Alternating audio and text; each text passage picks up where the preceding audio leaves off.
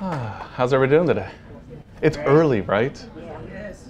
I got here and realized I don't think I've ever done a 10 a.m. session here at B&H. And 10's early, right? Is it just me? Okay, it's me. I have coffee though, so it's okay. So we're here to talk about Photoshop and Lightroom together, which to me is a very interesting topic because it always gets photographers talking. And usually the question is, why do I need the other one? But the interesting thing is that depending on the photographer, the other one is something else. So I've got a lot of photographers. How many of you are using Lightroom and think maybe you don't need Photoshop? And how many of you are using Photoshop and think maybe you don't need Lightroom? You see, and it's an even number of people who think they don't need the other one. And so today we'll explore what we can do with the two together, and then we'll hopefully maybe start to get some sense of why you might want to have both of these applications. The general answer that I give to photographers is that Lightroom is a very powerful tool for managing your images. It's actually a tool for managing your images, optimizing your images, and also sharing your images. It does a good job at all of those tasks, but in my mind, the most critical task and the most important task, and the task it performs the best at, is managing your images. Because it's catalog based, because it utilizes a central database essentially to store information about your photos, and because it generates previews of all your images, you're able to work very quickly and efficiently with your images, even when your photos aren't actually available. In other words, if you've got your photos stored on an external hard drive and that drive is not connected to your computer, you can still do a lot of work with your images using your Lightroom catalog. And if you compare it to the option that's included with Photoshop, Adobe Bridge, if you need to filter your images or otherwise sort of manage your images in a more macro way, in a larger way, Bridge is not anywhere near as efficient as Lightroom is, because Bridge does not include that central database. It has a cache of some of the data, previews, etc., but it's not as efficient as Lightroom when it comes to filtering your images, finding your images. And so I think photographers should take a really good look at Lightroom from the standpoint of managing their images, even if that's the only task they're going to perform. Even if you'll never touch the develop module, the map module, the book module, the slideshow module, the print module, or the web module, it's still worthwhile, in my mind, to use Lightroom for managing your images, because there's so many great tools there, because we've got that central catalog that makes things more efficient, a little bit faster. And I think it's just designed from the ground up to improve a photographer's workflow in terms of managing and optimizing your images. Lightroom, of course, does include some tools for optimizing your images. The Develop module in Lightroom provides us with a wide variety of capabilities for fine-tuning the appearance of our images, for adjusting exposure and color temperature, for fixing dust spots and blemishes, for all sorts of adjustments, creating black and white conversions of our photos. And so that gives us a lot of flexibility for optimizing our images, but as you can well imagine, Lightroom is now in version 5. Photoshop has been around for, how long has it been now? Like 22 years, something like that? You know, somewhere between 20 and 25 years that Photoshop's been around. There's a thing or two going on in Photoshop. There's a lot of stuff in Photoshop that is not available within Lightroom, such as layers, layer masking in a strict sense. We do have layer masking in Lightroom in some form, in a couple of forms, but it's not as powerful as what we have available in Photoshop. And so while many photographers can certainly get by with just the Develop module, in other words, using Lightroom to optimize their images and not using Photoshop, I think that the combination of the two is really quite powerful, especially for those tasks where you're not able to perform the task at all in Lightroom, or you're not able to perform it as well as you could in Photoshop. And we'll take a look at some examples of both of those. But first, I want to talk about how we actually perform this basic workflow of working with Photoshop in the context of Lightroom. There's a few little caveats there. Some of that relates to my own pet peeves and my own issues in terms of my preferred workflow. I should mention from the start, by the way, we're talking about Photoshop today. And part of the reason I think that a lot of photographers have perhaps gotten a little tepid on Photoshop is the whole subscription model that Adobe has shifted to. Many of you may be aware there's now a Lightroom plus Photoshop bundle, essentially, for $10 a month as a subscription option. And so some photographers maybe are not taking the path of Photoshop CC, but you can still stick with Photoshop CS6. And everything I'm going to show you today, while I'll be working mostly in Photoshop CC, everything that I'm going to show you today is equally possible in Photoshop CS6 if you're sticking with a perpetual license rather than the subscription. And I should also hasten to add, how many of you are using Photoshop Elements? A few of you. one of the best kept secrets in all of photography. Photoshop Elements gives you the majority of what you really need in Photoshop for a fraction of the price. And most of what I'll be talking about today is possible in Photoshop Elements. There are some variations in terms of how you access certain features. Some of the features aren't available in Elements, but the majority of what I'll be talking about is also available in Photoshop Elements. So if you're an Elements user, that's something to keep in mind as well. So let's take a look at the overall workflow. I'm going to start off by showing you some of the preference settings, mostly just because this is a good time to talk about them before we dive in too deep to the mechanics of working with our images. For the most part, if you have Photoshop installed on your computer and you have Lightroom installed on your computer, you don't even need to think about it. You just start working with the two together, and we'll get to that in just a moment. But if you're using another version of Photoshop, if you're using two versions of Photoshop and you want access to both, or if you're using Elements and you have Photoshop installed, you may have to take an extra step. And so let's take a look at those preferences. It'll give us an opportunity to talk about some of the issues involved here as well. So on the Macintosh platform, we'll go to the Lightroom menu and choose Preferences. If you're a Windows user, that Preferences option would be found on the Edit menu. And that will bring up the Preferences dialog that you see here. And what we're interested in at the moment is the External Editing tab. And this is where we're able to set our particular options related to external editing. In other words, optimizing our image outside of Lightroom. By default, Lightroom assumes that you want to use Photoshop for that. And so you can see up at the top here, because I have Photoshop CC installed, I have Photoshop CC as my first option, and I can specify the settings for the files that will be created as part of that process. And we'll see that process momentarily. So the file format, should we use a TIFF file or a Photoshop PSD file? You can toss a coin. Either way is perfectly fine. Generally speaking, maybe not generally speaking, but in most cases, in my experience, based on real-world use, you'll get a slightly smaller file size with a Photoshop PSD file. Think of them as being equal. The TIFF file offers LZW compression, but the PSD file has automatic compression built into it. They're both essentially the same type of container file format, so it's not a real significant issue. Basically, just pick one. Nowadays, I think most photographers who are sort of new at this are using TIFF, and I think that's in large part because it's the default option. In theory, a TIFF file is better if you have a huge number of layers, but most photographers that I work with don't end up with a huge number of layers. A lot of layers maybe, but not a huge number. So frankly, in most cases, it's not going to make a huge, significant difference. Sometimes TIFF files are a little bit faster to load. There's basically a variety of variables, none of which are going to make or break either decision. So don't worry about it too much. I will tell you the reason that I continue to use the Photoshop PSD file format for most of my own work. And that's because I'm old, and old habits die hard. Which is to say, I've been using the PSD file format for a long time. I could also just say that's the way I've always done it. But there's a good reason that I started using PSD instead of TIFF. Because back in the old days, when I got started with Photoshop, you couldn't save a layered TIFF file. If it was a TIFF, it was flattened. And I don't like flattening my images. I want all of those layers so that, hypothetically speaking, if I were to make a mistake, not yet, but someday, I can go back to those layers. I want to be able to go back and fine-tune things if I decide, I change my mind, I don't like an effect, it's too strong, whatever the case may be. So when I first got started, if it was a layered file, it was going to be a PSD file, not a TIFF file. And so, of course, that's what I used. When I was sending a file to someone else for print purposes, for example, I didn't want them to see all my layers. I wanted them to think it came out of the camera looking like that. And so I would send them a flattened version and save it as a TIFF image, because that's a more broadly accepted file format. And so in my mind, a PSD file was a layered file, and a TIFF file was a flattened file. Well, that makes sense. So I stick with that, even though now we can save layered TIFF files. So for me, it just serves as one more extra little piece of organizational help. If I'm looking for a derivative image, I can look for a TIFF. If I'm looking for a master image, I can look for a PSD. But it really is not a significant issue. I wouldn't worry about it one way or the other. But when you choose one option or the other, you'll notice that we get compression available for the TIFF file. We can choose none if we want really big files to fill up our hard drives faster, if you're in a rush to fill up your hard drive. Or LZW compression, which is what I typically use. Anybody know what LZW stands for? Me either.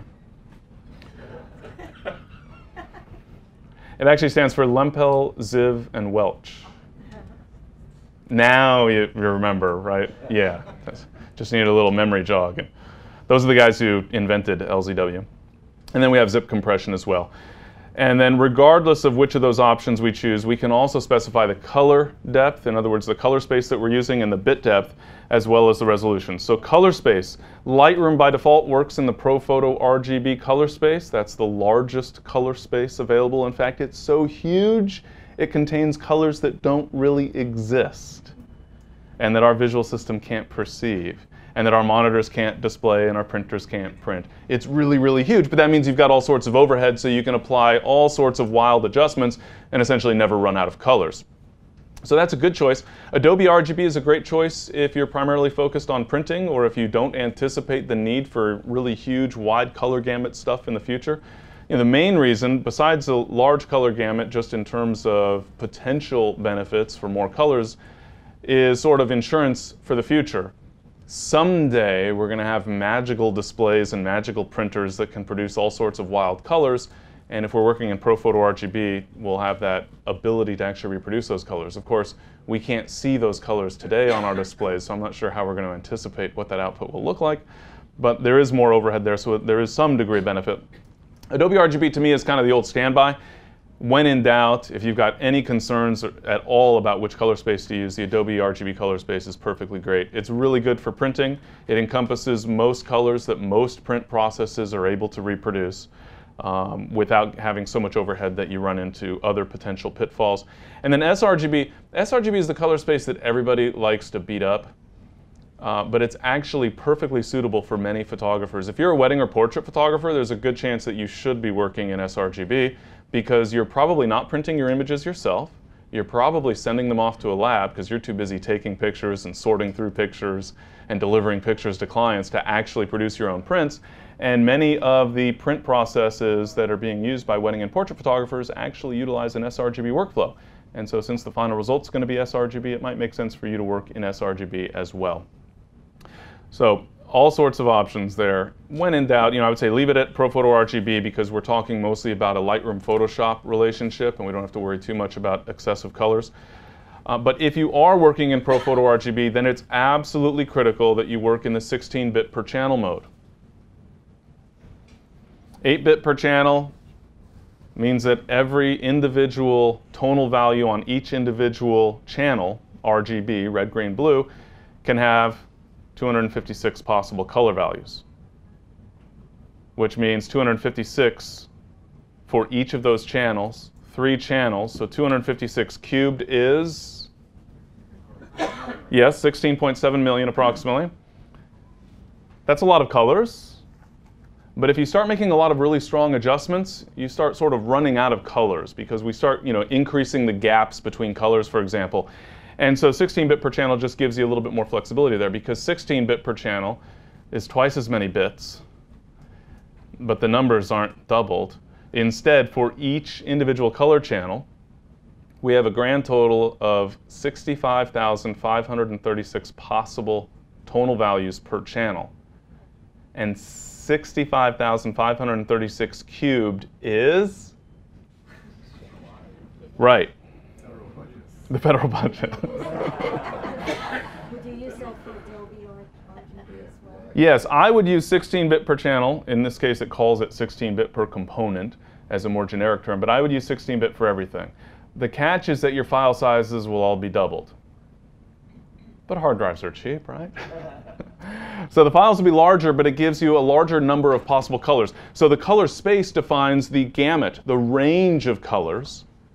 And then the bit depth defines how many actual colors we get to use for any given image. And while 16.7 million colors sounds like a lot of crayons, in reality, with a lot of strong adjustments, those get used up really, really quickly. And so you can end up with some posterization. In other words, a lack of smooth gradations of tone and color throughout the photo. So 16-bit per channel, I would say always. If you're really, really concerned about file size, maybe take up drawing instead of photography, and don't even think about video. But to me, it's more important to have that quality in the files, and so 16-bit per channel always. Generally speaking, I would say ProPhoto RGB is your color space. But again, there's different answers for different workflows there. What about resolution?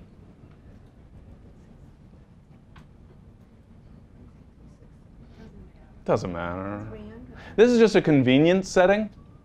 This is just to make things a little easier for you in Photoshop, because if you type it here, it'll set it for all of your images you send to Photoshop, and they're set automatically, so you don't have to change it. So what do you print at, for example?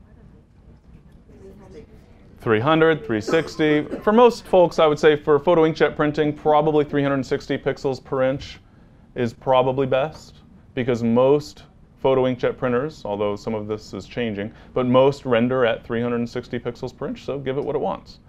300 is perfectly fine. If you're sending it to an outside printer, they'll usually request 300 pixels per inch.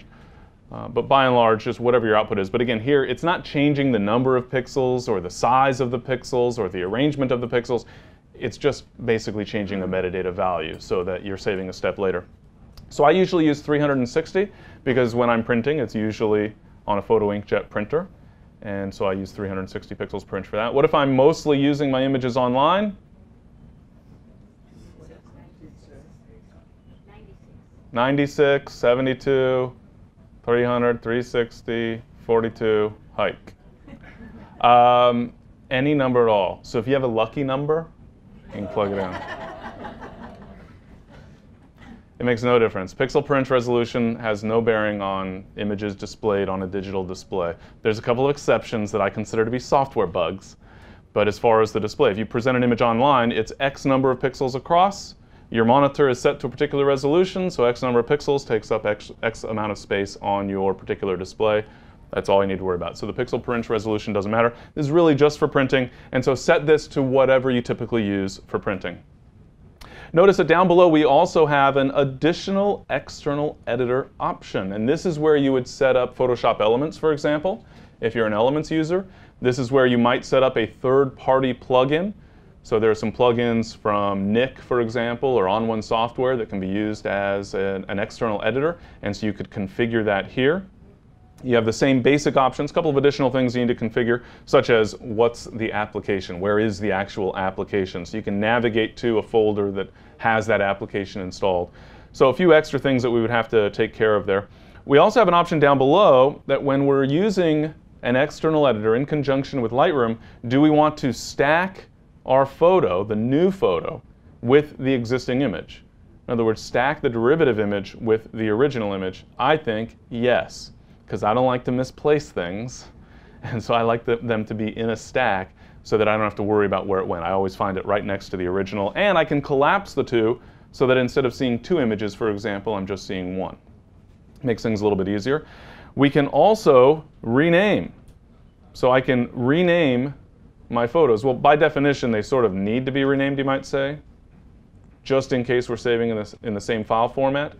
If it's a RAW being saved as a TIFF or a PSD, you don't really need to rename. You could use the same base file name because you'll have a different file name extension. But we can also change the overall naming structure. I'm going to click Edit here so that you can see the default setting in Lightroom is simply to use the existing file name and add the word Edit. That makes sense to me, and so I leave that as it is. And most importantly, if I'm going to use some other file naming structure for this, I absolutely want to include the original file name as part of that new file name. And in fact, I would say that I absolutely want to use that existing file name as the beginning of the new file name, so that if I sort by file name, I'm going to see those two files right next to each other because they're essentially a pair that belongs together. So I'm perfectly happy with this option to just add the word edit to the existing file name. It will add an additional number if I perform these tasks multiple times with the same file. It will make edit 1, edit 2, edit 3. But I'm perfectly fine with that setup, but you do have the option to change those settings if you prefer. Maybe you don't like the word edit. Maybe you like refined or something else. Or if you want to put some additional metadata information, some other details as part of that file name, that's perfectly fine. But again, I do strongly recommend leaving that existing file name as part of the new file name. All right? So that takes care of our overall setup, which, again, for the most part means we didn't have to do anything. We're just taking a look so that we can understand what's going on there. and make some sense of it and consider whether or not we would want to change anything. But for most of us, probably we don't need to change anything at all. So now that that's all configured, how do we actually take a photo from Lightroom and send it over to Photoshop? Well, it's really simple, except there's a little bit of a caveat. And the issue here stems from the fact that Lightroom and Photoshop take completely different approaches to optimizing your images. So in Lightroom, we're essentially using a lot of metadata to describe the way we want the image's appearance to change. We're not actually changing pixel values. So if I come to the develop module with this image, for example, and I say, you know, it's nice that I was there for golden hour, but I want people to think that it was a moonlit night. I can do that. And thank goodness it's non-destructive. I'm not actually changing the pixel values. My original capture, in this case a raw capture, remains untouched. The file is sitting on the hard drive safely, untouched by this adjustment. Instead, I've just added a set of instructions saying, please shift the color temperature in this direction by this much, and that results in a particular change in the appearance of the photo. Not an especially good change in the appearance of the photo in this case, but a change nevertheless.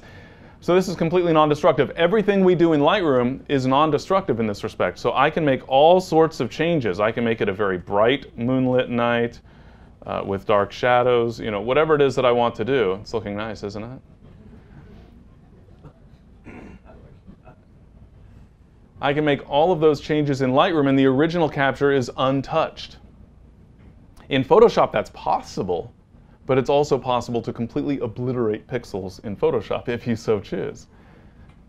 The way we take a non-destructive approach in Photoshop is to utilize layers, and that can mean pixel layers for things like composite imaging or image cleanup, and it can also mean adjustment layers for things like changing the appearance of the photo. The point is that there are two completely different approaches to how we actually work with our images in Lightroom versus Photoshop, and the two don't, necessarily talk the same language, nor do they translate each other's languages, and so we kind of have to keep those two things separate. We have our Lightroom adjustments and we have our Photoshop adjustments, and that actually leads to a little bit of a challenge, something to keep in mind in any event. And so I'm going to reset those adjustments because that was looking not so good. But I do generally want to start off in Lightroom. Lightroom is set up with this sort of workflow environment. We have the modules, the library module for organizing our images, for example, and the develop module for optimizing our images. And so in my mind, it makes a lot of sense to get started in Lightroom. And in fact, I find that for many photos, I don't need to go beyond Lightroom. In fact, if I'm happy with the way the image looks on the back of my camera, usually Lightroom is all I need. It's for those situations where I say, that's going to need some work, and there's nothing I can do about it right now. Those are the situations where I'm going to tend to send the image over to Photoshop, or where I want to get a little bit more creative, again, depending on my particular desires for a photo. But generally speaking, I'll still start in Lightroom, because if you don't need to leave Lightroom, why would you bother? I'm already here managing my images. I might as well work on optimizing my images a little bit. So, we'll increase clarity so it looks sharp. We'll increase vibrance, maybe a little saturation. There we go, it's looking pretty good. Maybe warm it up a little more so people think it was a more beautiful sunset. Is that a little too much? Yeah, just a tad. But the idea is that we can come in here and apply some very basic adjustments. Vibrance is a great adjustment because we can bring up the saturation of the colors that need it the most without causing problems for the colors that don't need it. Clarity is a really nice adjustment, including negative clarity. If you want to create kind of this dreamy, ethereal sort of look, usually works really nice for flower photos, for example, for portraits, that type of thing. Anything with really kind of dramatic, dreamy lighting works well. But I usually like to increase clarity to kind of increase the texture in the photo. Not too much. Maybe warm up the image just a little bit. So just fine-tuning the overall settings. And in many cases, you may find that with a little bit of tinkering in Lightroom's develop module, that you have an image that you're perfectly happy with. And that includes the ability to crop the image, to clean up dust spots, hypothetically speaking, of course, because we all keep our sensor perfectly clean with no dust spots, right? Yeah, me too. And so, the basics are quite simple. Is that horizon straight? This is where you say, of course, Tim, you took the picture, it must have been. But in this case, I may have intentionally made it a little crooked so that I could illustrate the change. So when I go to the crop view here, you see I have an angle setting, and it looks like it might be just a little off, so I'm just going to use that angle adjustment and click and drag across the horizon right about there. Does that look better? Good. Now the rocks are vertical. So, but the point is, of course, that there's a lot we can do within the develop module, so I try not to jump into Photoshop. I used to. Why? Because Lightroom used to be new to me, and Photoshop was like an old shoe, nice and comfortable. I knew exactly what I was doing, and so I just send it over to Photoshop. Any image that I wanted to work on, I would send to Photoshop because that was just what I was more comfortable with. But I do encourage you to spend some time playing with the develop module. I meant working with the develop module in Lightroom so that you can get more comfortable with it, because there's a lot that we can do here, and especially in terms of those basic adjustments. And I find that it makes things a lot easier. For example, if you tend to use curves to adjust your images in Photoshop, you might be surprised at just how much you can get out of the shadows and highlights sliders, as well as whites and blacks, in terms of adding contrast by deepening up those shadows or opening up that shadow detail if you're so inclined. So there's a lot that we can do right within the develop module in Lightroom. So if you haven't spent some time sort of working with it and trying to get more familiar with what's possible and actually using it on an image or on multiple images with a specific goal in mind, so that you can get a feel for just how far you can take things within the develop module. But at some point, you're going to decide that the develop module maybe is not quite enough, or it doesn't offer the creative control you need, or you want to be able to create selections and apply targeted adjustments with a little bit more control than Lightroom makes possible. Then we're going to need to send the photo to Photoshop. So let's take a look at that basic workflow. We're going to send this photo over to Photoshop twice so that we can see more realistically what the real-world workflow is going to look like. The first step, of course, is to select a photo, ideally to then apply at least some basic adjustments to that photo. And then, with that photo selected, we'll go up to the Photo menu, and we're going to choose Edit In. And right at the top of that submenu, we'll find Edit in Adobe Photoshop with the version number indicated. So here you can see that I have, of course, Photoshop CC. If I did not have Photoshop CC installed, but I had Photoshop CS6 installed, that would appear at the top of the list. In this case, I also have CS6 for purposes we'll see a little bit later. So Photo Edit In, and then edit in the current version of Photoshop. Notice that I also have a keyboard shortcut there, so Control-E on Windows or Command-E on Macintosh if I want to open the current image in Photoshop. And remember, all of those settings that we took a look at previously are going to apply. So right now, I'm taking this raw capture and essentially converting it using the Lightroom developed settings, converting it to a TIFF or PSD. I don't remember which one I finally left the dialog set to, but whichever that was, we're creating a TIFF or a PSD. So I'll go ahead and choose that option. If Photoshop was not already running, it will launch. And so we can see that Photoshop CC now is launching, and the image is opening.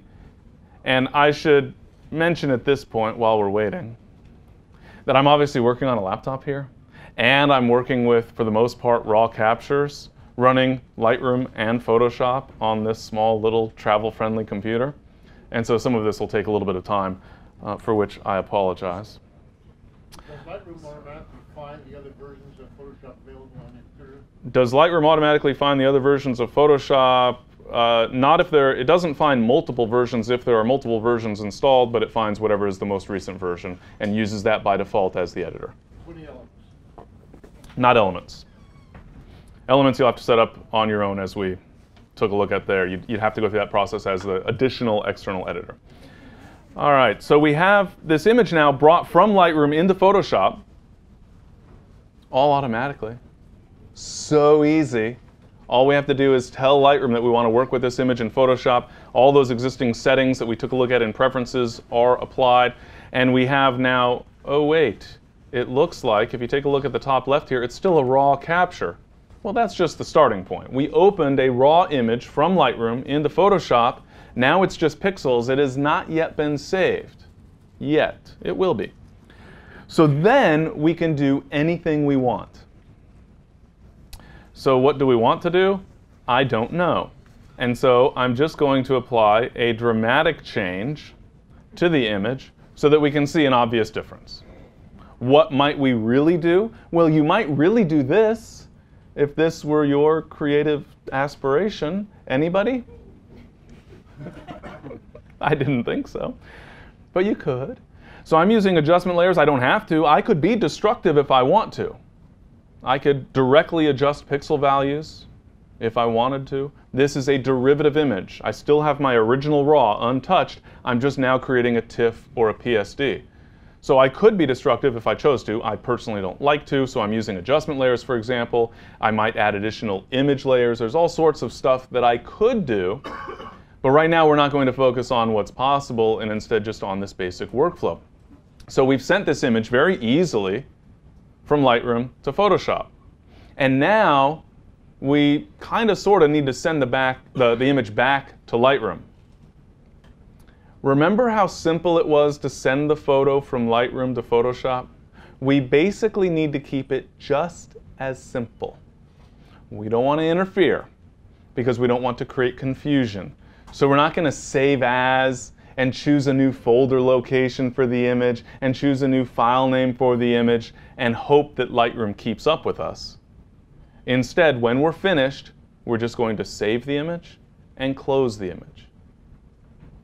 File save, file close, that's it. Simple.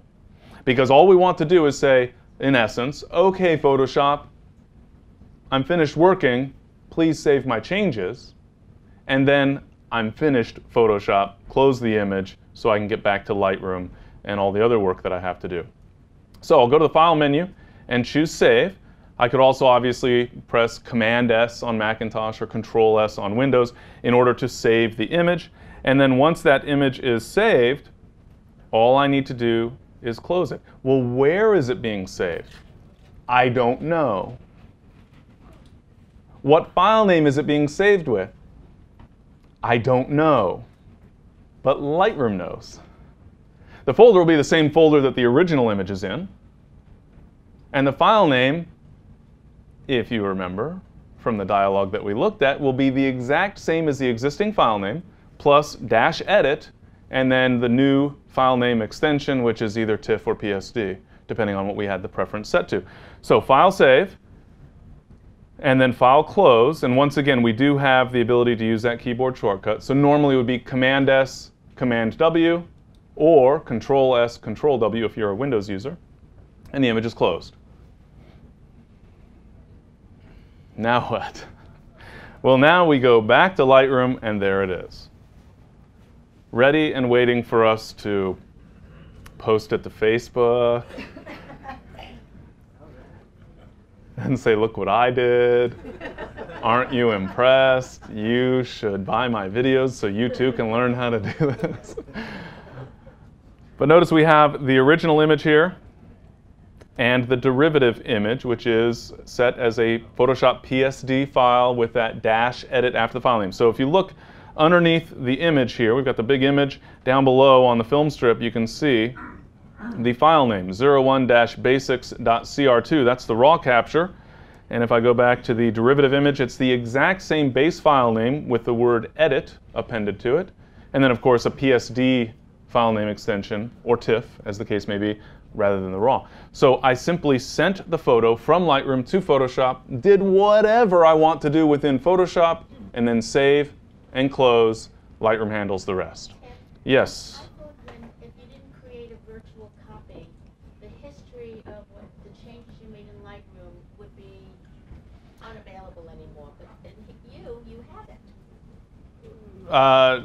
I have what? The history? The history of the first one. Of the first one. Okay, so the question is, if I were to not create a virtual copy, would I lose the history of my original raw capture? No. Lightroom will keep my history. So for my original raw capture, I'm going to collapse the presets here.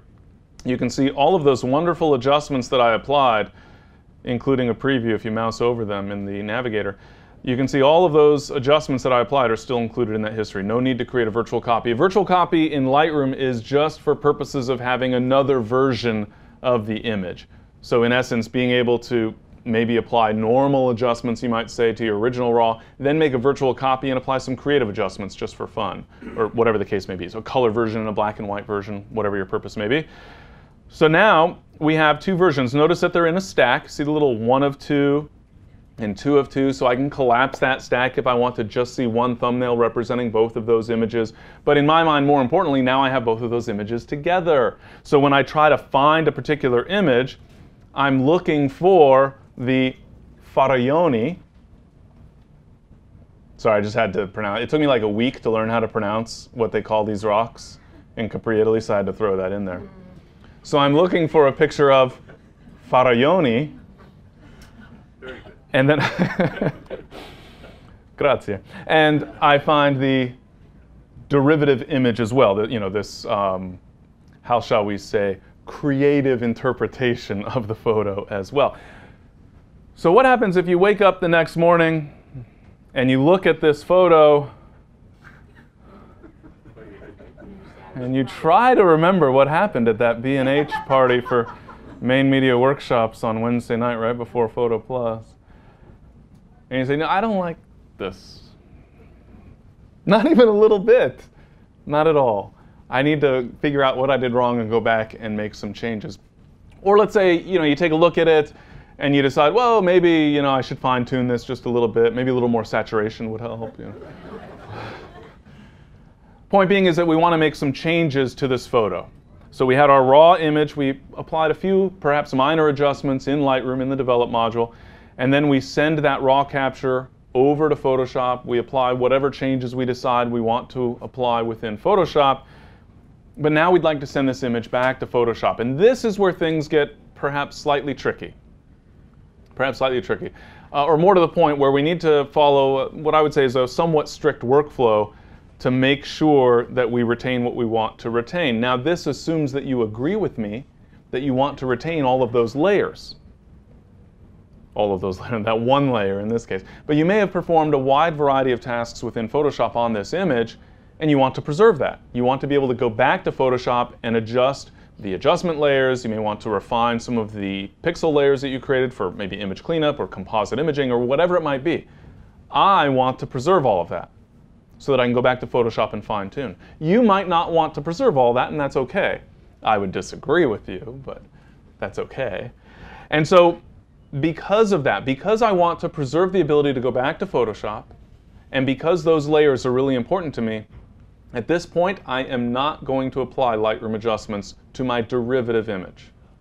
Because if I go back to Photoshop, in essence, I will lose those changes. All right? So, for example, if I do decide that I want that, you know, moonlit night, whatever look that I was after, and now I want to send this image back to Photoshop to fine tune, well, the process is pretty easy. Once again, just go back to the menu, Photo, Edit In, and then edit in the appropriate version of Photoshop in this case, or again, Command-E, Control-E. But now, Lightroom's going to ask me a question. How would you like to go about opening this image in Photoshop? Do you want to edit a copy with your Lightroom adjustments intact? In theory, yes. Except that will result in a flattened image in Photoshop. And I don't like that. I want to keep all of my original layers within Photoshop. Which is why I will not edit a derivative image within Lightroom. So once I've created that TIFF or PSD that features layers from Photoshop, I'm no longer working with that in Lightroom. If I feel that I need to apply some Lightroom adjustments, I'll either instead apply them in Photoshop, or I'll go back to my original raw capture and maybe start over with that basic workflow. It just depends on the particular circumstances, how much work is involved, etc. All right, so I could edit a copy and keep my Lightroom adjustments. That will make yet another file, so I'll have 3 instead of 2. The raw, the derivative, and a second derivative, but that derivative will be flattened. I could edit a copy without the adjustments, but I don't need another file. So instead, I'm going to edit the original. Now I know, maybe not the best choice of words, because I would say my original is my raw capture, but this is the original of the derivative. the original copy, you might, well, not the, you know, it's a copy, but it's the first, well, not the first version, because I might have changed. Okay, you get the point. A little confusing. I'd prefer this to call, you know, I would prefer if this was referred to as a edit the master, although that would still, I don't, I'll come up with better words later. And maybe Adobe will too. But it's not the original, it's the original version of this image. In other words, I'm not making a copy. So not the best terminology, I would say, but it's the option I want to choose. So just remember, it's the one that's not named very well, and you'll never forget which one to choose. So we're editing the original of the current version of the derivative image. That makes sense, doesn't it? When I do that, the key there is that the Lightroom adjustments are lost. Not the original stuff that I did. I shouldn't use that word original anymore, should I? Not the adjustments that I applied to my raw capture. Those would still be intact. Just anything I did in Lightroom after I created that derivative image. You see how confusing this stuff gets? Is it just me? Yeah. It's just me. I'm the only confused one. That's probably a bad sign when the person teaching is the only one confused in the room. So you can see I have the original version of the image here within Photoshop. If I turn off that adjustment layer, you can see that's the Lightroom version of the image, if you will. I can turn on the adjustment layer, and of course, I could also reset part of this adjustment. Maybe I was just wanting to increase saturation, or maybe I wanted to create perhaps a black and white interpretation of the photo, and I want to darken up the sky a little bit, and you know, whatever the case may be. So we're not worried about what I'm doing to the image in Photoshop, just that I can do things to the image in Photoshop. We'll take a look at some examples of actual tasks we might perform. And again, I brought the image back to Photoshop. All of my layers are intact. I can fine-tune, delete layers, add layers, change layers, whatever I want to do. And when I'm finished, very simple, save, close. So Command S to save the image. And again, this is, in this case, a moderately large image, so it'll take a moment here to save. And then once that process is complete, I will close the image. And then when I get back over into Photoshop, and we give it a moment, and another moment, and another moment, and another moment, then we'll regenerate the preview if that fails. But anyway, we'll see our black and white interpretation of the photo. So once again, we can edit that image as many times as we want to using that Edit Original option to send the image over to Photoshop, perform whatever changes that we want. Maybe we'll add a color tint, for example, just to make an obvious change. File save, let that image save, and then file close, and then we can get back to Lightroom and continue managing that image. And it's worth noting, by the way, that this derivative image will adopt the metadata that we had added to that raw capture, making it a little bit easier to find that derivative image as well. So that's still not... You didn't save it. I did save it. It's funny, I never do the close, I just save. And then close Photoshop? Yeah, Yeah. yeah. Yeah, you don't have to literally close the individual image file. If you quit Photoshop, the file gets closed, obviously, as well. All right, so let's take a look at some of the sort of more practical, more real-world types of things we might do in terms of working with Photoshop and Lightroom together. First, we're going to take a look at creating a panoramic image. In this case, you might notice, if you take a close look, I'm working with JPEG images. Remember that thing I said about performance and saving big images? And now, how many images do I have here? 9 images in this composite panorama.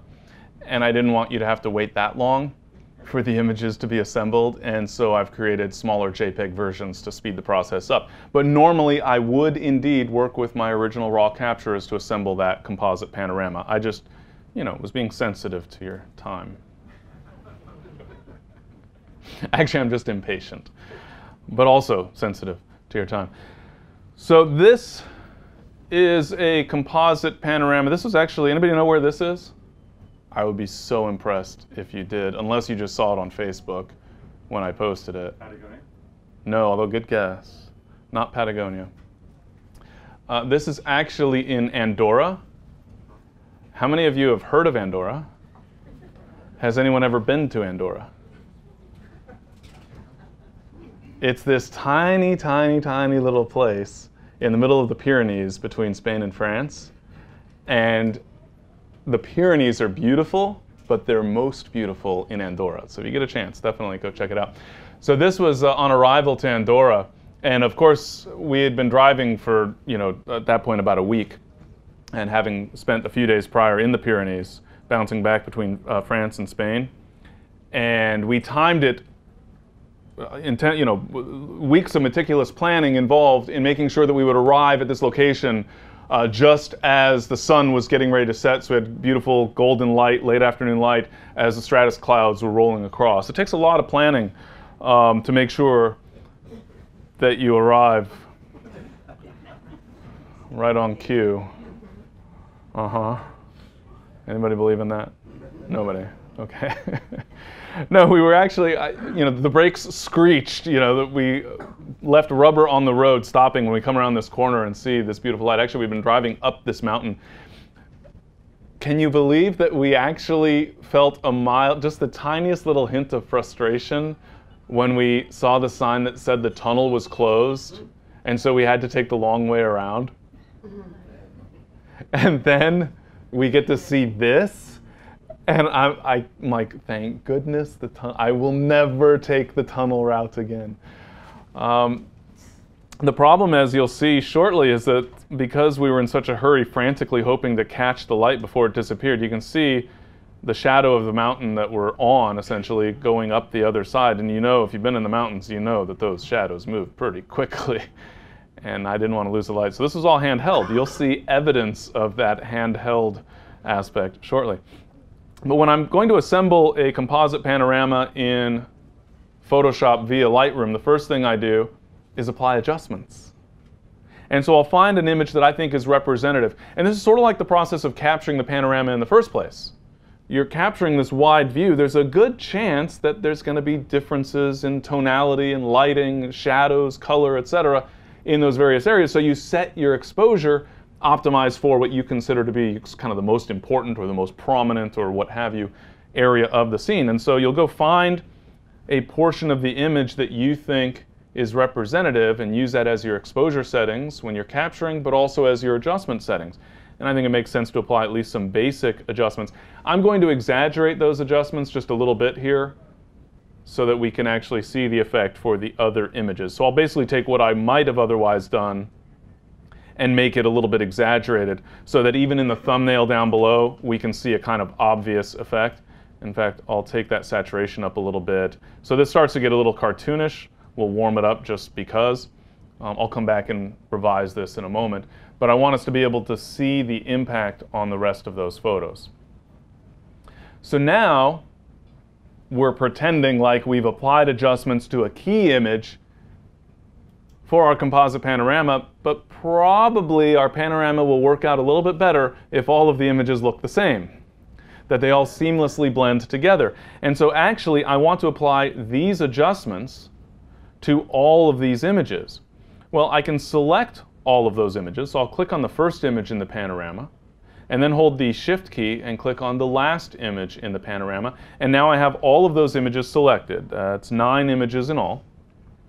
And with those images selected, I can click on the thumbnail, not on the space outside the thumbnail. That will cause only that image to be selected, but rather on the thumbnail itself. And that will make the image that I click on the selected image with the other images still selected. See how I use 2 different versions of the word selected there. So this is sort of the active image or the primarily selected image versus the rest of the also selected images. And so this is the image that I'm working on. The image that we see here in the develop module is the image that I'm actually working on.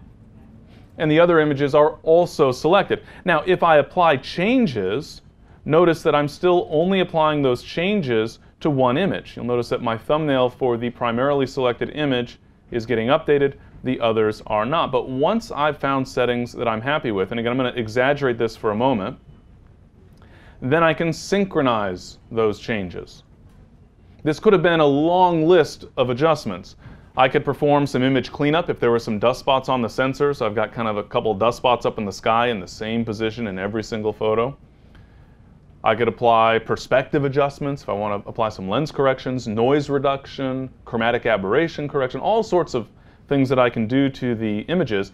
But once I'm finished applying those adjustments based on a single image and with all of the frames of that panorama selected, I'll go ahead and click the sync button in order to synchronize. Now we can also auto sync, meaning as I apply adjustments to one image, all of these selected images get the exact same adjustment. I don't like doing that though, because then I invariably forget to turn off the auto sync option. And then I'm synchronizing with all sorts of stuff later.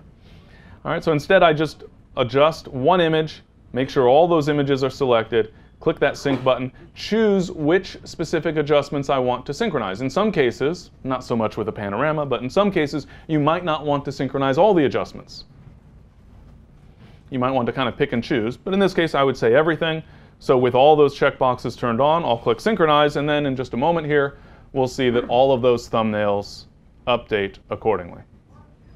So just by way of illustration, if I were to turn on the auto sync option, so this little flip switch here, little power switch to the left of the sync button, if I flip that upward, you'll notice that the button becomes auto sync. And now with all of those images selected, I'll go ahead and just make a really blue version of the photo, for example.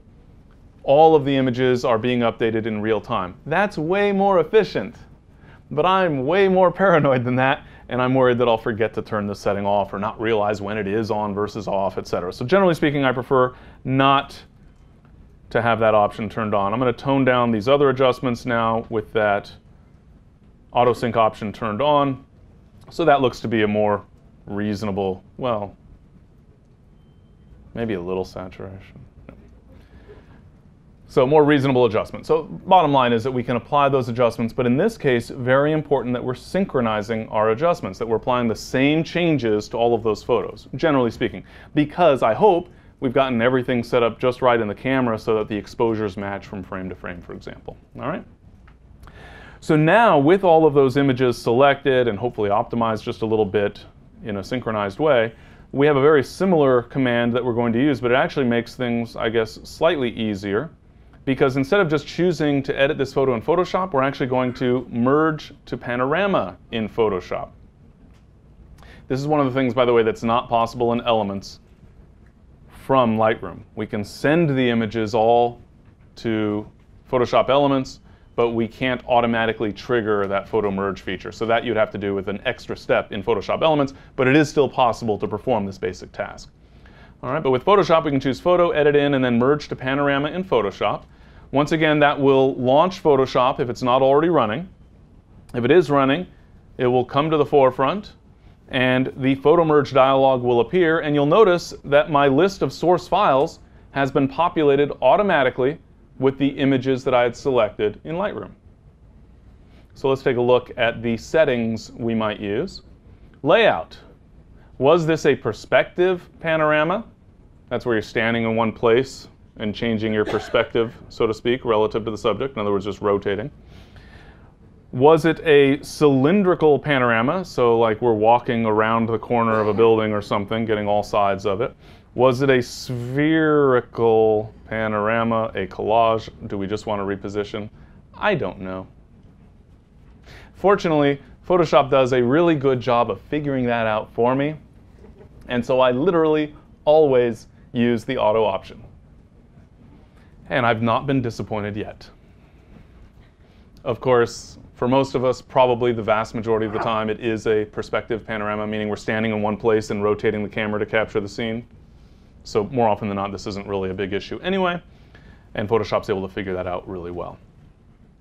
Then down below, we have a set of options here. Do we want to blend the images together? Yes, Photoshop, that's why we're here. Why would I turn that off when I'm creating a composite panorama? There are circumstances where we might, you've seen some of these montages where it's sort of like a panorama, but it's intentionally not blended and not aligned. So there are situations, but for what we would consider a typical panorama, yes, of course we want to blend the images together, so we'll turn that option on. Vignette removal. Not a bad thing. Not usually necessary. When do you get vignetting? Typically with a wide-angle lens. When do you use a wide-angle lens when creating a composite panorama? only when you have to, because you have no other choice. Ideally, you're shooting at minimum 50, ideally 100 millimeters, even if that means backing up a little bit so that you're not going to have as much distortion. So vignette removal, I would say, only if you have a situation where you know there's going to be some vignetting. And in that type of situation, then you'll have, dark edges to light middle to dark edges to dark edges to light middle to dark edges, and so you'll have this kind of banding of vignetting going across the image. And so if that's a concern, by all means, turn that checkbox on. In this case, I certainly hope it's not the case. And then geometric distortion correction. Again, more prevalent with wide-angle lenses, less of an issue with long focal lengths. Well, what was the focal length here? Ooh, 32 millimeter. Broke my own rule. Why? Because had I backed up more, I would not have gotten the shot. We've gotten a very different shot. And so in this case, that's perhaps a concern. Well, let's go back and check. I actually, because I like you guys so much, assembled this image with distortion correction. In other words, with this checkbox down at the bottom of the photo merge dialog, with it turned on, versus with it turned off. Which one's better? First off, we'll recognize the non-tripod issue. And then we'll notice that that distortion correction, I don't know, 6 of one, half dozen of the other. Is one better than the other, would you say? Yeah, probably with is more realistic in terms of the shape of the subject, and that's because with a wide-angle lens shooting at 32 millimeter, you are going to end up with a little bit of distortion, obviously. However, I also would probably have to crop that version a lot more. And I'm already in a situation where cropping is going to be a problem because of the tripod thing I mentioned. And so I might opt for without. But generally speaking, with a panorama, it's not going to be critical because you're going to be using a longer focal length lens.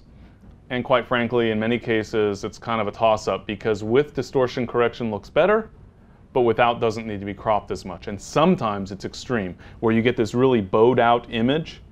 And so with distortion correction, boy, everything looks so much straighter. Except now we have to crop 3/4 of the image out because of that distortion correction, the curvature of the frame. So it's just a matter of compromise. Generally speaking, I would say I leave that off unless I'm really concerned about distortion. If the subject is such, if it's an architectural panorama and I had to get close and therefore had to use a short focal length lens, then I'm going to use that distortion correction. But generally speaking, I would not. So then, what do we do? So far, we worked on the images in Lightroom, we selected them, we sent them over to Photoshop with that option to merge to panorama. What have I changed in this dialog so far? Nothing. I've just been talking about it to try and fill time. And I don't need to change anything, but now we understand what we might change under certain circumstances. So I just click OK. And Photoshop does the rest. I love these things in photography where you just say, please make it so. Here's what I would like you to do. Now I'm going to go get a cup of coffee. And when I come back, I expect you to be finished. But here I've got this cloudy sky. It's going to be a little bit tricky. But for our purposes, we'll just crop. So we'll bring this down into there. No, not that far down. But you can see over on the left side, because things come down so far, in theory, I need to crop down to about there approximately. In reality, I want a little more sky up there, so I'll start to bring in that left edge and then start to think, we want to bookend somehow, so maybe somewhere over there, and over here we're probably okay. And then I say, remember what I said about always using a tripod? And you'll say, yes, I promise I always will, etc. And normally I would zoom in very carefully, check all 4 corners, make sure that we don't have any areas of the image where that non-image, where a lack of pixels has come inside that crop box. We'll just assume it's perfect at this point. I also am going to turn off the delete cropped pixels checkbox. Delete cropped pixels means just what it says, and it's very destructive, and I don't like destructive, at least not in Photoshop. And so I turn off that delete cropped pixels checkbox so that all these pixels out here are not actually being removed, they're just being hidden from view. So if later I say, you know, maybe I do need to try that content-aware fill thing because I really could use to have a little more space to the left and up to the top, etc. I have that flexibility. I can always come back and choose Image Reveal All from the menu, and that's sort of like uncropping, you might say. So I'm going to go ahead and apply that crop. And now you might be able to see, do you see these little like tears in the fabric? That's just a display issue, and you'll see that periodically with Photoshop in the preview because it's taking this layered image and scaling it down in order to show you a preview. Sometimes it doesn't scale it perfectly well, and you'll see little evidence, little artifacts of that problem. As soon as you zoom in just a little bit, you'll see that they'll typically disappear. And so now you see that we have that panorama assembled. And more importantly, perhaps, we have all of those layers intact. So if you take a look at the layers panel, you'll see that I have that series of images, each with their own layer mask. So for example, if we take a look at just this image, you can see which portion of that photo was used. And we can see what that layer mask looks like. We can see the full image plus the masked version. So Photoshop has done all this work to align these images for us, to figure out where it should draw the line, you know, sort of cut each individual print, as it were, and blend them all together. And so it's, I think, done a pretty darn good job. All right, so we have that final panorama. We could continue to apply changes. So for example, let's say that I want to make it a black and white panorama, or you know, whatever the case may be. I can make it black and white. So I'll add a black and white adjustment layer, maybe, you know, come into the image and darken the sky, or you know, whatever it is that I'd like to do to the photo. I can apply all of those changes here. When I'm finished, file save, file close, really simple. So Command S, and I'll save that image, which will go really, really fast thanks to me using JPEG images of low resolution rather than the original RAWs. Obviously, the original RAWs, let's see, this was a 18 megapixel camera times 9 pictures plus some layer masks and adjustment layers. How big is that file going to be? It's going to be sizable. It's going to be sizable. So then we have the final result in Lightroom. And again, in concept, we could continue applying Lightroom adjustments to this image.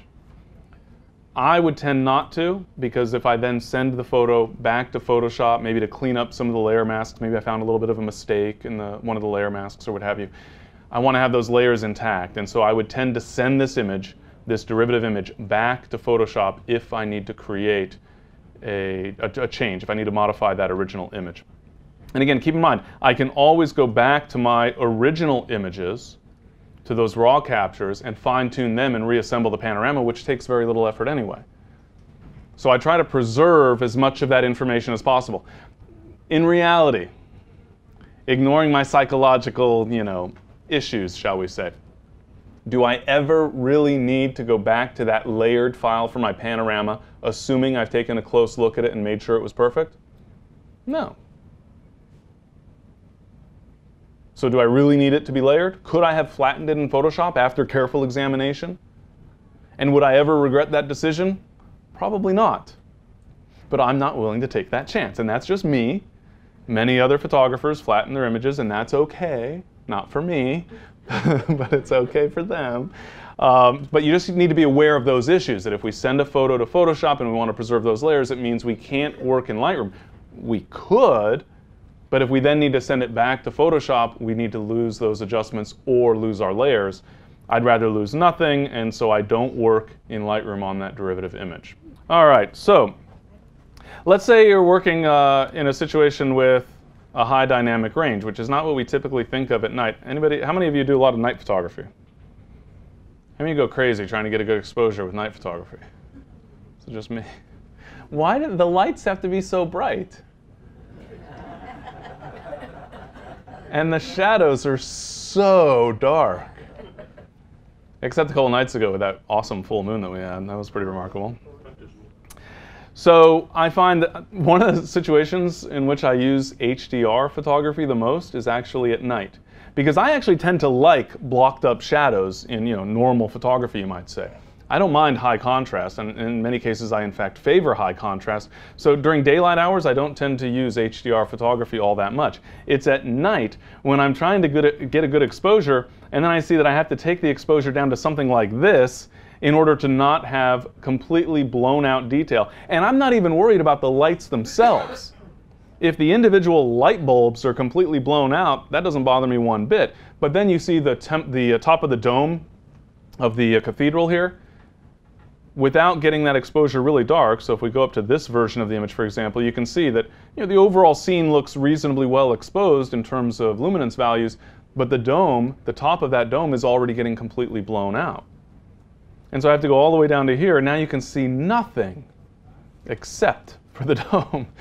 And so I'll capture a sequence of images in order to try to capture as much detail as possible. This is maybe closer to what I might have envisioned, theoretically. This is with a tripod. Yeah, which is why the images don't bounce around, unlike the panorama.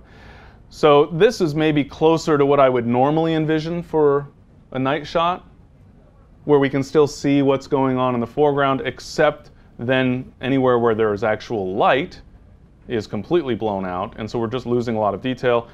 And so we need this exposure, but the bottom line is then that we're going to need to blend those exposures together. Once again, just like we saw with the panorama, generally speaking, my first step is going to be to apply adjustments in the develop module. What sorts of things am I going to be especially concerned about with night photography? Oftentimes noise. I might have increased the ISO setting. Even if I'm on a tripod, I'll usually try to get a fast shutter speed, a moderately fast shutter speed. In this case, that moderately fast shutter speed was 10 seconds. But I'm trying to get it as quick as I can without going too high. So you'll notice here, if you take a look underneath the histogram at the top right, I have the ISO set to 800. That's about my comfort level with the camera that was being used here, so I don't like to go beyond that. But that brought my shutter speed down to 10 seconds for this specific exposure out of the set. Whereas if I was at a 400 ISO setting, what then would be the exposure, assuming the same aperture? How many seconds? 20. Yeah, it's one stop. So 20 seconds. And what risks am I running into when I get up to 20 seconds or 30 seconds? Movement. But I'm on a tripod. Yes, but it's Rome, where the streets are made of cobble. And so there's lots of vibration. And so even though I'm on this nice sturdy rock wall, when a bus would go by on the road below me with the cobbles, you could literally touch that wall, that rock wall, and feel the vibration coming through. Obviously, we could argue that with a long 30-second exposure, that's probably not going to amount to much, but it could be enough that it would slightly move the position of the camera. It just depends on your circumstances. But the point is, wind becomes an issue in some cases. Just as a rule, I try to get a relatively short exposure if possible. Well, that means noise is a little bit of an issue. And so I might select this middle exposure and then apply some noise reduction, for example. I'll go ahead and zoom in. Let's go find an area in here. And if I take this noise reduction down, I'm not sure how well you can see it on the projector, but we've got a little bit of luminance noise and a fair amount of color noise. And so I would apply some noise reduction to the image. So I'll just bring these up just a hair just for the sake of showing you that I am applying those adjustments. I might look for chromatic aberrations in the image. I'd look to some of the really high contrast areas. It looks like over here at the edge of the dome, just a tiny little bit of kind of reddish chromatic aberration, maybe. So I would apply corrections for that. So there are particular things I might look for in particular circumstances. The bottom line, though, again, is that I would apply those adjustments, whatever they may be, and then synchronize those adjustments. So you notice that I left the auto sync option on by accident, reinforcing my recommendation that at least I shouldn't use auto sync because I will forget to turn it off. But I can auto sync, or if I don't have that option turned on, I can just use that sync option and synchronize the adjustments. Generally speaking, in this type of case, I'm not going to apply much in the way of tonal adjustments, if at all, because that's sort of the whole point of the HDR in the first place. I might apply tonal adjustments after the fact. All right, so again, I'm not going to go through that whole process of applying various adjustments and synchronizing because we already saw that, but I would still do exactly that. I would just maybe be focusing on different adjustments. And then the question is, how will I assemble them? How will I assemble those individual captures, in this case 3 exposures, to create an HDR image? There's a variety of options. I could use HDRFX Pro from Nik Software, well now Google, which is an export option, so I would export the images to HDRFX Pro. I could do the same basic thing with, what's the new one that I just wrote about, and now I'm blanking out on the name of that one. There are a variety of different tools available for assembling HDR images, but since we're talking about using Lightroom and Photoshop together, I'm going to use Photoshop for that purpose, and there is a command from the menu specifically for that. So we can go to the photo menu once again, edit in, and then merge to HDR Pro and Photoshop after having, of course, having selected those individual images. So I have 3 images selected, and I'm going to merge them together using Photoshop. So once again, choosing that command, Photoshop, if it's not already running, will come to the forefront. And because I use that HDR command, in just a moment, once those images are processed, we will have a dialog where we can adjust the settings for creating our final HDR results. So notice that each of these images is being processed one by one.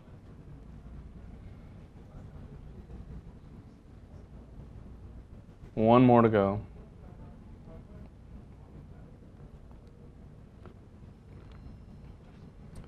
There we go, that's the last frame. And so now all that data is being blended together. And then we'll get the HDR Pro dialog in just a moment here.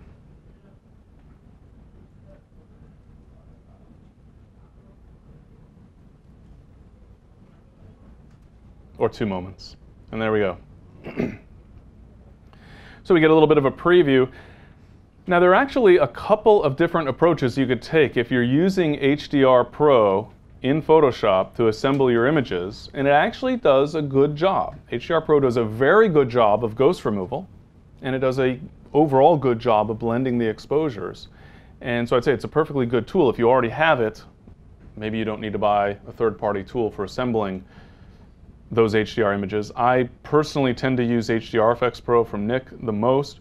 There's Photomatics, there's a handful of tools that are very good at assembling those raw captures, well, ideally raw captures, into an HDR result. But when we're using HDR Pro in Photoshop, we also can work in a couple of different ways because Lightroom supports 32-bit images. 32-bit? Wait, I've heard of 8-bit. I've heard of 16-bit. What's this 32-bit thing? Well, that essentially you can think of 32-bit for our purposes as an actual HDR image. And so we can choose 32-bit from that pop-up for mode.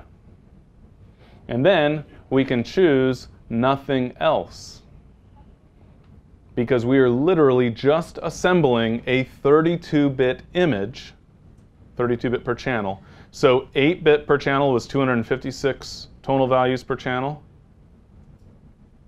16-bit per channel was 65,536 tonal values per channel. What would 32-bit be? A lot. And in RGB, would be that a very big number. So we've got this huge amount of headroom available, which is what we need to have that huge range of tonal values. We can send that 32-bit image back to Lightroom. But wait a minute. When we're working in a more normal workflow with an HDR image, we have all sorts of adjustments available to us. You know, we can make the image more saturated, for example, and more vibrant, and more highlighted, and more shadowed. Ooh. So we have all these adjustment capabilities in HDR Pro. But if we switch to 32-bit, we don't have that option. Why? Because it's 32-bit, and Photoshop can't do much with a 32-bit image. There's a few things it can do, but not much. but Lightroom can. The Lightroom Develop module can be used for tone mapping, essentially, an HDR image. So you could assemble this 32-bit result, save it and close it, and then work on that 32-bit result in Lightroom, in the Develop module, so that you're doing that tone mapping. That step, the part that we most associate perhaps with HDR imaging, where we're fine-tuning what it looks like, all of that can be done within Lightroom. So that's an option that's available to you. Or you can create a 16-bit version, and then maybe we'll start with some sort of a preset here. You can choose one of the presets from the pop-up. That's a little more typical HDR. We can choose whether or not we want to remove ghosts. When would you turn off the remove ghosts option? Pretty much never. And what I always hear is when there's no moving objects in the frame. In other words, when you don't have something moving from one frame to the next. No people walking across. No cars driving across. But how often do you really have no movement? Oh, well, there's no people in this picture, at least no people big enough that we can actually see. Yeah, but you got that big tree in it. Well, not big, but we've got that tree in the foreground. And chances are there was at least a tiny little bit of a breeze. And so, generally speaking, I would say I always have the remove ghost option turned on unless I see that it's creating more problems than it's solving. And usually what I will do is go through these various presets and choose the one that I think represents the best starting point, and then I'll fine-tune all the various options that are available. So I can smooth out those transitions if I don't want it to be as dramatic. In this case, though, maybe I would keep it somewhat dramatic, because why not? We can also choose which frame will be the basis of that ghost removal. So if we did have moving subjects within the scene, which frame do we want to use as the real portion of that subject? In other words, where do we want the subject to be in the frame to some extent? And then the other, but you do need to make sure that you have a reasonable amount of detail. So usually kind of a middle to slightly bright exposure is going to work best for that ghost removal. But in some cases, when you have a moving subject, you may say, I want this person here, not here or here, and so I'm going to use this exposure as the basis of ghost removal, and that will say, this person should be in this position, kind of a thing. So it depends on the particular circumstances. We can obviously fine-tune all sorts of settings that are available here, but our purposes are not really to go through all those settings. So we'll just leave that as it is for now, and I'll click OK. And the final HDR result then will be created. So it'll process all that information, and now it's taking what was this 32-bit result and bringing it down to 16 bits per channel. So taking this huge dynamic range and squeezing it into the type of container that we actually have available to us. And again, that portion of the work could have been done within Lightroom's Develop module. So we could create the 32-bit version, not apply any adjustments within HDR Pro, and then work with the resulting image in the Develop module in Lightroom. All right, so that gives us our initial result. Now notice that this is a flattened image. There's no layers here, because HDR is not a process of creating layers the way a panorama is. It's a process of taking all this information and blending it all together so that we have more detail in the final image. So this is an image I'd actually be perfectly comfortable working with in Lightroom's Develop module, because I'm not giving up anything in terms of layers, assuming I don't do anything else right now.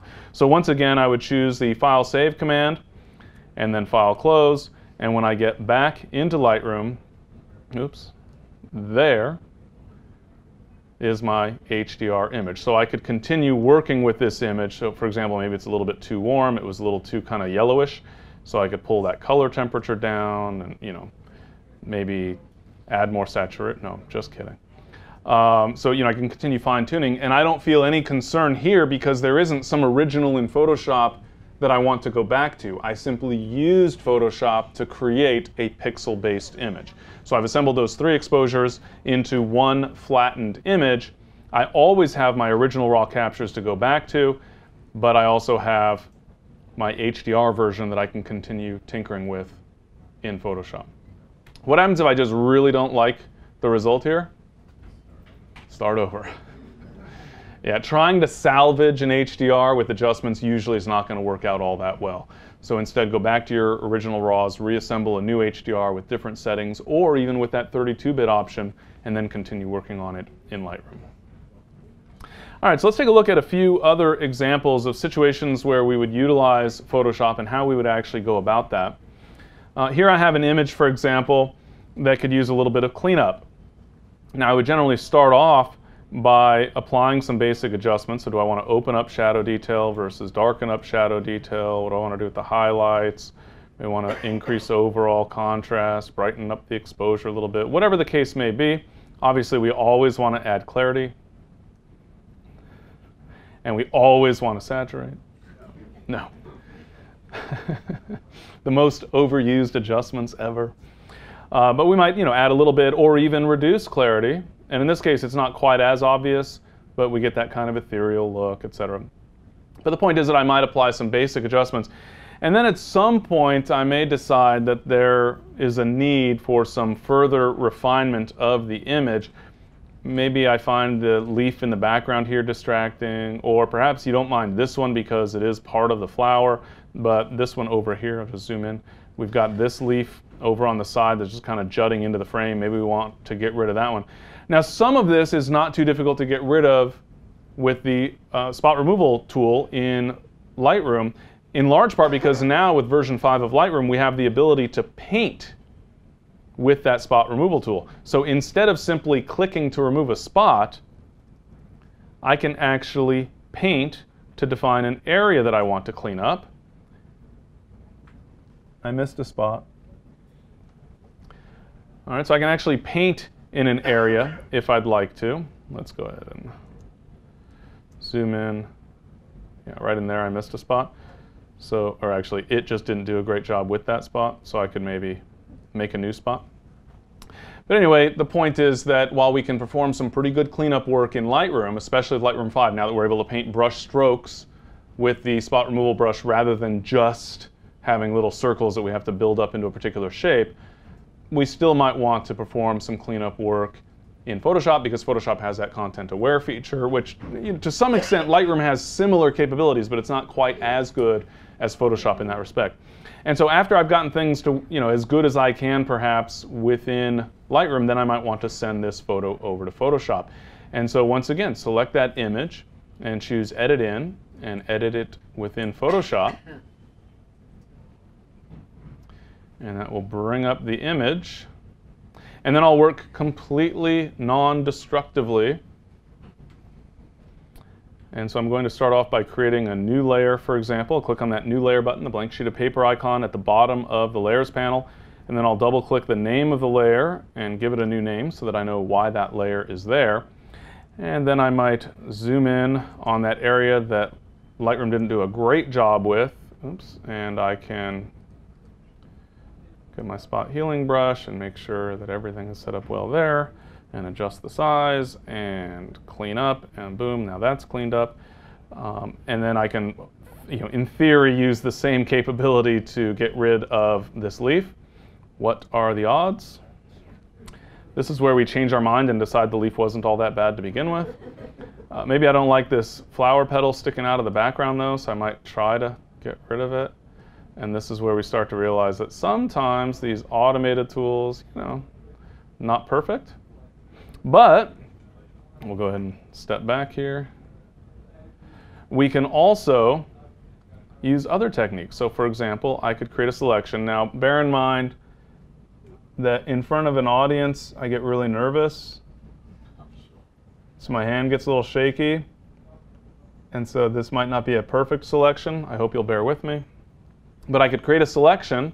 I could then go find an area of the image that represents a good source. I could use content-aware fill. There's all sorts of options that are available to me.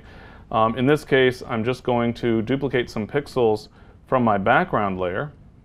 There are those pixels in the shape of the selection that I created, and so in theory, it will fit perfectly right in there. Now again, this is not going to be 100% perfect, but you get the idea. I could then blend the edge with a layer mask, or even just using the erase tool with a soft edge brush in order to blend that area. If needed, I could apply adjustments that only affect. So let's go ahead and do a couple of those things. I'll add a layer mask, so that circle inside of a square icon on the layers panel, at the bottom of the layers panel, we'll add a layer mask. And now I can use the brush tool with, in this case, maybe a little bit of a soft edge brush, and paint with black and white, in this case with black, to block portions. So I have that little cleanup area, I can block portions of it. So let's hide the photo so that you can see what I'm doing here. I'm blocking portions of that image. I'm painting with black on a layer mask so that I'm effectively erasing in a non-destructive way, but with a soft-edged brush so that I now have a fuzzy transition for this area. And therefore, what had been harsh, I don't know how well, can you see that little transition right in there? What had been harsh is now a nice smooth transition, and so it blends in well. If I needed to, I could apply, let's just assume a simple levels adjustment. Our adjustment layers, by default, affect all layers below them. And so if I apply a change, it will affect the entire image. But if I click this little button down here, the bottom of the properties panel at the far left, we'll find this button that basically means put this layer into a clipping group with the layer below. So I'll click that button. This adjustment layer, that levels adjustment layer, notice that little arrow pointing downward? It's now in a clipping group. In other words, it's grouped together with the layer below so that this levels adjustment now only affects those pixels that I duplicated. And so I can fine tune to right about there. Oops, that's too far. Right about there approximately. Something like that. Again, the idea is that I can take the time to try to fine tune and get everything perfect, and I have a lot more control in Photoshop because I can duplicate pixels and make additional layers and apply adjustments easily to one or more layers individually. There's all sorts of stuff that I can do in the context of Photoshop that either is not possible or is not anywhere near as easy in the context of Lightroom. All right. So I obviously am just kind of doing a quick job to demonstrate some of these concepts. Go back and perform maybe a little more cleanup work. This over here, this was an airplane flying far off in the distance. So I could use the spot healing brush tool to clean that up. This was a barn really, really far away in the distance. This was the tip of a leaf over here. They're not dust spots. That's what I just want to make sure. This is sun flare or something. It's definitely a UFO, yeah. Definitely not spots on the lens or on the image sensor because I keep those impeccably clean. So it wouldn't be refraction caused by a dust spot or pollen, you know. Even though if there was pollen on the front of the lens causing refraction that created bright spots, it wouldn't have been my fault. It would have been the sunflower's fault. At least we can all agree on that, right? So I can go through the image and look for any of those spots. Oh, look, there's another. This one was, looks like a swallow, doesn't it? I mean, it could be a bat, but I think it was too early for bats. So that's probably a swallow flying in the background. It's a little high for a swallow, but you know, maybe the insects were really high that night. But you know, go through and carefully check for any of those little blemishes that were not my fault at all. This actually, I think, might be a real barn. Not a fake one that I'm using for excuses. But maybe I would get rid of that just because it doesn't obviously look like a barn. And so it kind of looks more like a blemish. It's a little bit of a distraction in the background. Anyway, the point is that I can go through there and use Photoshop's more powerful capabilities for either cleaning up the image directly, such as with the spot healing brush tool, onto a separate layer, of course, or duplicating pixels, which is another technique I'll use in tricky situations, to literally just take a chunk of pixels from one area of the photo, duplicate them, put them into another area, and then blend them into the surrounding portion of the image. And sometimes even coming back with the spot healing brush tool and cleaning up little areas along the edge or whatever the case may be, so that I can perform better cleanup work. And that's all made possible by all of these various features. We have these adjustment layers that can be put into clipping groups with individual pixel layers. We have the ability to create additional pixel layers. So we have all sorts of power in terms of image cleanup. Once that's finished, file save and file close. And that cleaned up version of the image then is sitting there right next to the original in my Lightroom catalog. And so obviously, you know, in this case, there's probably plenty more work that I could do. But the point is that I can perform that cleanup work. So there's that original, and you know, the most obvious thing being that little flower petal that we got rid of on the right side, as well as what I think is probably a barn or a house back there way off in the distance, and some of those dust spots. You know, the dust spots would have been easy to get rid of in Lightroom. The barn, probably pretty easy to get rid of, would have worked out pretty well. But some of the stuff obviously works a little bit better or is just easier to accomplish in Photoshop. Another thing that I'll employ Photoshop for, a couple other things that I'll show you before we call it a day, well, at least call it a morning, is creative effects and creating composite images. So in this case, I actually wanted to show you that additional external editor. In fact, I'm going to quit Photoshop just so I'm not using up quite so much memory here. And then within Lightroom, I'm going to send this image into an older version of Photoshop, in part just to demonstrate that that's actually possible, that we can use any other version of Photoshop as an external editor. We can also use other software. I mentioned Photoshop Elements, of course, is perhaps the best example there, but there are other tools that you can use as an external editor. And so I'm going to send this image to Photoshop CS6. In this case, it will ask me, because it's an older version, so I'll choose that Edit as a Copy option. And Lightroom will prepare that image and send it to Photoshop. So you'll notice that Photoshop CS6 now is launching. Why did you change? Why did I use Photoshop CS6? Two reasons. One, to demonstrate that we can use older versions or other software, and that we have that other external editor. And also because I have some plugins installed for Photoshop CS6 that aren't set up for Photoshop CC yet. So let's say I want to apply a creative effect here. I'm going to make a new layer here. And maybe I want to create a painterly version of the image. So maybe I'll choose the oil paint filter, and I'll make it really dramatic and really large scale. And can you see the detail? Can you see that it looks like a painting? No. Why? Because the oil paint filter, as cool as I think it is, doesn't work all that well for high-resolution images. It's better for low-res images, so images that you might share online, for example, post to Facebook or Flickr or what have you. And so when I'm using the oil paint filter, I would tend to make a smaller version of the image and then use oil paint. Or I'll skip oil paint altogether and use a much better tool for that purpose, and that is SnapArt. So from the filter menu, I'll go to Alien Skin and choose SnapArt 3. They actually have come out with SnapArt 4 now. I just don't have it on this machine yet. And in SnapArt, we can create all sorts of cool natural media interpretations of our photos. Is that a plugin? It's a plugin. So it's a third-party software application from a company called Alien Skin. Fabulous. I just absolutely love it. I did feature this in an article in Pixology magazine. I think it was 3 months ago, approximately. I think it was the August issue, if I remember correctly. So maybe not 3 months, but anyway. It is featured in Pixology. You can get a sense of some of the possibilities there. Let's take a look at oil paint, for example. Let's take a look at the thick paint option.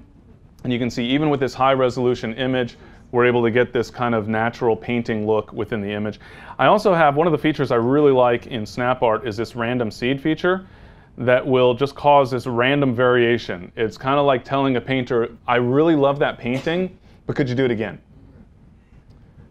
And then you tell them to do it again and again. Make it exactly the same, but start over, because you're never going to reproduce the exact same brushstrokes. And so this sort of mimics that process in that we can just keep changing up the effect a little bit. But of course, we can also change, the size of the brush. If I want a more detailed version, I could reduce the size of the brush. So there's all sorts of possibilities here. And you see we've got oil paint, we've got pastels, pen and ink, etc. Up here we also have one of my favorites, because this used to be my specialty in second grade, crayons. So we can make, with lots of detail. You see, with a crayon, it's a little bit more a possibility for letting the paper show through. Bottom line is that we have all sorts of creative possibilities. Now this is just SnapArt. It happens to be one of my preferred plugins, one of them that I enjoy the most. We'll go ahead and just apply that effect just for fun. But this could be anything. This could be Photoshop filters. This could be other third-party plugins. Now, in many cases, of course, those third-party plugins now can be accessed directly from within Lightroom. But the beauty of using Photoshop instead is that now I can utilize this and add a layer mask, for example, so that you might maybe make the background look like a painting, but the person who's in the photo look normal. So just a photograph of a person set against a painting via layer masking.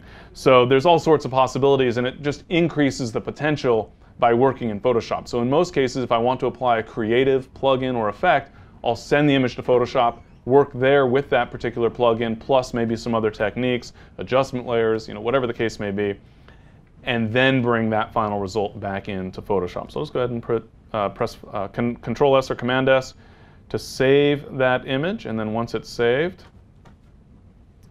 I'll just close that image. And we'll take a look at one last example. So, Sorrento. Rome, actually. But it is, oh, was this the one you mean? No, Who said Sorrento? I did. The statue I thought was Sorrento. No, not that particular one. This is Sorrento, as you could tell from the water. But there's actually Rome. These are relatively new. There's actually a series of statues of busts in this park above Rome, which is a really...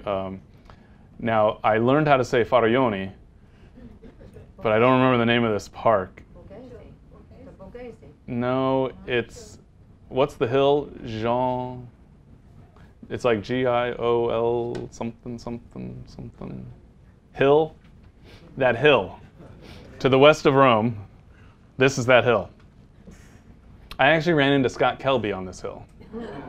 I kid you not. I was there when he was doing this photo walk, his worldwide photo walk, whatever that is. What date was that? October 5th. And I was up on this hill, and he had literally arrived in Rome that day and had gone up with the group that night and was there for sunset. And I ran into him and, what are you doing here? So anyway, this is the shot. You know, there's a bunch of these busts, and I thought, oh, it'd be kind of cool, you know, with Rome in the background, because all of the busts here are people who had something to do with the history of, you know, Italy becoming a country not all that long ago, or, you know, part of the transition. And so this was when the light was good. So here's all these shadows from the trees because the sun is going down. We've got this beautiful golden light, except there's shadows also. And I didn't have enough time to cut branches off the trees behind me. And so I had to hope. And I got some good light, and actually threw fill flash as well to try and compensate a little bit, except when the light was good and the angle I wanted, I couldn't get the right angle of the background. So I wanted something more like this, but with that. Now what? Easy. Take a shot without the statue and fake it. Now, I should point out that I would never condone taking this sort of approach. I am merely using this for illustrative purposes to show you the feature of layer masking in Photoshop via Lightroom. So that should be abundantly clear. This is in no way intended to condone creating composites that trick your audience into believing that you had this set against this when really you wanted this statue. So this is kind of sort of the shot I wanted, except with better light. Here's a shot with better light, except not with a background. So we're going to take the statue and the background, and we're going to blend them together in Photoshop. That's easy. Actually, it is kind of easy. So once again, with those two images selected, and I might have applied individual adjustments to these images, etc. We already know about those capabilities. I won't worry about it at the moment. We'll go up to the photo menu, and this time, instead of just editing in Photoshop, you might know that we have this Open as Layers option. So in addition to the panorama or the HDR, we have the ability to open as layers. So I'll go ahead and choose that command. And because I close Photoshop CC, that will launch. And those images will be open in Photoshop, but they won't just be opened. They'll be opened and merged together into a single file that contains two layers. They will be perfectly aligned or centered if the resolution of the two images does not match each other's. But in this case, they're two images from the same camera, exact same resolution, and so they'll match up very well. Not necessarily in terms of alignment, but at least they will be aligned as they were captured. I can make changes later if I need to. So now we have the image of the statue with the not so good background, and then a shot of the Roman skyline. And so we want to take this bust and put it against that background. And the overall process is actually incredibly simple. In this case, I'll just go ahead and create a quick selection using the quick selection tool. So I'll choose that quick selection tool and just paint across the bust. And that gives me a nearly perfect selection. You notice a few little issues here. So I'll zoom in so we can get a little bit closer look at those.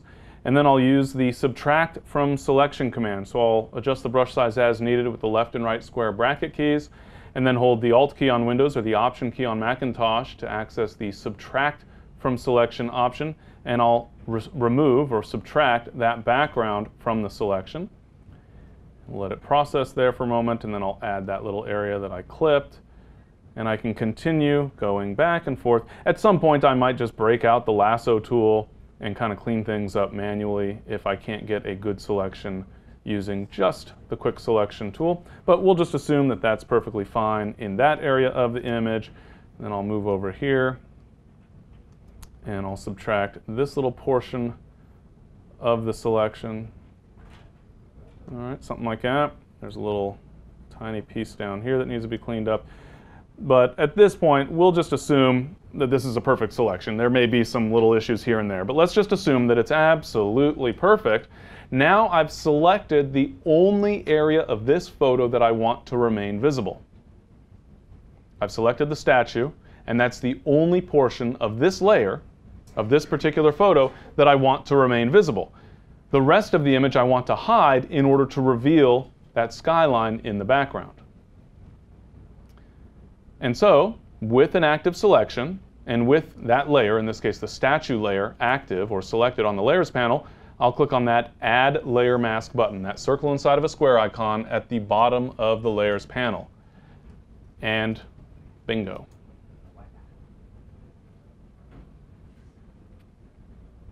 Probably I'm also going to want to apply a little bit of feathering.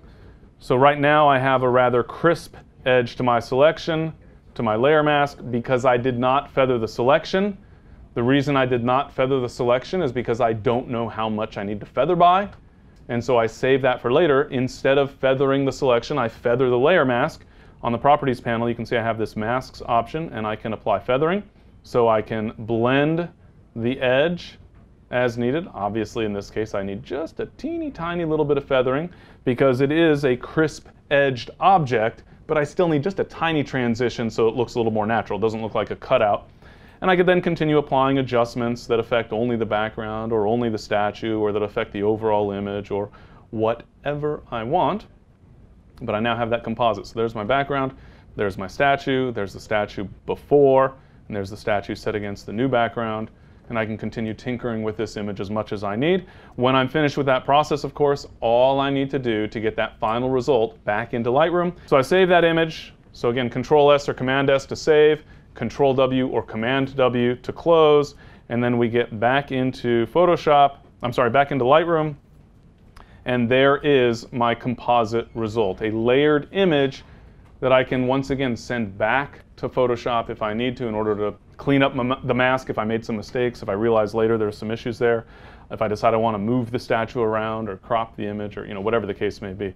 So there's that original statue, there's that original skyline, and then we've blended the two together in order to create this composite. But again, the point is not to move a statue around or whatever the case may be. I could have found some guys to help me move no. But the point, of course, is just that we can assemble composites of multiple images. So if we need to fix a sky, one of the more common approaches or the more basic approaches to high dynamic range imaging, for example, is just to capture two exposures, one for the foreground, one for the sky, and then use a layer mask to blend them together just like this. So there's all sorts of possibilities in terms of creating those composite images. And to me, that's sort of the real power of Photoshop and Lightroom working together, is leveraging the maximum capabilities, which to me, selections and layer masking in Photoshop, it really represents the epitome of power in Photoshop. But still taking advantage of Lightroom for managing and sharing. And I can now very easily, in just a couple of seconds, post this image to Facebook so everyone can say, wow, how did you get that perspective in Rome? I've never seen that captured that way. And I thought the statues were way over to the left, not in front of the Vittorio Emanuele monument. But in any event, hopefully this gives you a good sense of some of that power of working with Lightroom and Photoshop together. Later this afternoon, we'll be talking about managing your images in Lightroom as well, which, as I mentioned, is sort of the real strength of using Lightroom. But we can take advantage of the power of Lightroom for managing and optimizing and sharing your photos, as well as the power of Photoshop to perform all these other great tasks as well. Thank you very much, you guys. Happy to answer any questions if you have it, but thank you. Whether you're a hobbyist or a professional, B&H has the answers to your questions. Experience a world of technology at our New York City Superstore. Connect with us online or give us a call. Our staff of experts is happy to help.